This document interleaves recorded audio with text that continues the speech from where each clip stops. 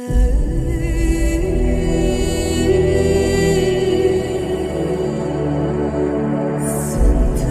భౌతిక జీవితంలో మనిషికి ఎదురయ్యే భయాలన్నీ లోకమాయ అతడికి కలిగించేవేనని వేదాంతులంటారు. అక్కడ అధికంగా వెలకట్టే వస్తు విషయాల చుట్టూ ఆ భయాలు పరిభ్రమిస్తుంటాయని చెబుతారు. అవన్నీ దక్కించుకోలేనన్న భయంతో పాటు దక్కినవి దాచుకోలేనని, దాచుకున్నా వెంట తీసుకుపోలేనన్న భయమే భయాలన్నిటికీ మూలహేతువని అభిప్రాయపడతారు. బాల్యం, కౌమారం, యవ్వనం, వార్ధక్యం ఆయా దశలన్నిటిలోనూ మనుషుల్ని ఏదో రూపంలో వేధించని భయమంటూ ఉండదు.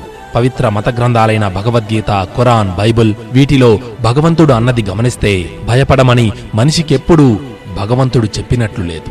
ఇహలోక జీవనంలో మాయా ప్రభావాన్ని అధిగమించడానికి ఆశ్రయించమన్నాడు కాని భగవంతుడు తనకు భయపడమనలేదు. సమభావనతో సుఖదుఖాలకు అతీతంగా ఉండగల వ్యక్తులే తనకు ప్రీతిపాత్రులని అంటాడు. సంకటాల్లో చిక్కుకున్నప్పుడు నిరాశ, నిస్పృహలు నీరుగారుస్తున్నప్పుడు ఆ ఒడిదుడుకులన్నీ అధిగమించేందుకు ఉపాయాలు చెబుతానంటాడు కాని భయాలు తొలగిస్తానని అనలేదు. భయంతో దేవుణ్ణి నమ్మవద్దు అన్నాడు గౌతమ బుద్ధుడు. అటువంటప్పుడు దేవుడనే నమ్మకానికే పునాదులు ఉండవన్నాడు. దేవుణ్ణి నమ్మనివాడే నాస్తికుడు అనుకోవద్దన్నారు వివేకానందులు. ముక్కోటి దేవతలను మొక్కే ముందు తన మీద ఉన్న నమ్మకాన్ని ముందుగా మనుషులు బలపరుచుకోవాలని ఆయన సూచిస్తారు. పర్షియన్ వేదాంతి జలాలుద్దీన్ దేవుడు మనిషినెప్పుడూ ప్రేమించమనే అంటాడు కాని తనకు భయపడమని చెప్పేవాడు కాదని, ప్రేమ ఒక్కటీ తనకు సరిపోతుందని ఆయన మనుషులకు విజ్ఞప్తి చేస్తాడని తన మస్నవీలాలో వ్యాఖ్యానిస్తాడు. విశ్వకవి రవీంద్రుడు భగవంతుడి నుంచి భయరహిత చిత్తాన్ని మాత్రమే కోరుకున్నాడు. దేవుడు ఉన్నాడనే నమ్మకం గల మనుషులే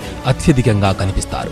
అది బలవత్తరమైన నమ్మకమైనందుకే అత్యున్నతుడైన అతడంటే భయపడతారు. అది పోగొట్టుకోవడానికి అతనొక్కడే చాలని ఆశ్రయిస్తాడు. మానవ స్వభావంలో కనిపించే కార్పణ్య దోషమే భయం. అది మనుషుల్లో అభద్రతాభావం, అసంతృప్తి, అత్యాశలకు కారణమవుతుంది. మరో మనిషిని భయపెట్టి తన దారికి తెచ్చుకోవాలనే తాపత్రయాన్ని పెంచుతుంది.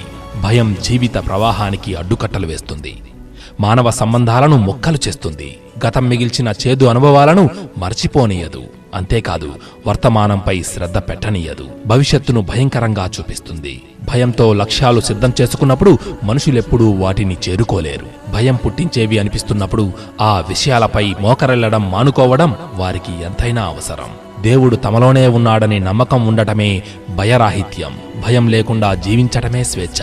భయం ఉన్నంతకాలం దేవుడు తన ముందుంచిన అవకాశాలన్నీ మనిషికి మూసుకుపోతాయి. వేదాంతులు భయపెట్టే దేవుళ్ళు ఉండరు అంటారు. భయపెట్టేవాడే భగవంతుడైతే భయాలు పోగొట్టగలిగేది అతడేనంటారు వేదాంతులు. అసలు భయపెట్టే దేవుళ్లే లేరు అంటారు. చీకట్లో పుట్టే భయం వెలుగు వస్తే తొలగిపోతుంది. వెలుగైన ఆ భగవంతుడు తనలో ఉన్నాడని తెలుసుకున్నప్పుడు ఆ మనిషికి భయం అన్నదే ఉండదుగాక ఉండదు. దేవుని కటాక్షాన్ని మించిన భద్రత మరొకటి మనిషికి అక్కర్లేదు. అది తనకు ఉందని అనిపిస్తున్నప్పుడు మనిషి దేనికి భయపడడు. ఓ మనిషి, నిన్ను నువ్వు నమ్ముకో. నీలోనే ఆ భగవంతుడు ఉన్నాడని విశ్వసించు. ఒక్క విషయం గుర్తుంచుకో, భయానికే భయాన్ని పరిచయం చేయగల మనుషులం మనం ఏది అనుకుంటే అది సాధించి తీరగలం. ఇది అక్షర సత్యం.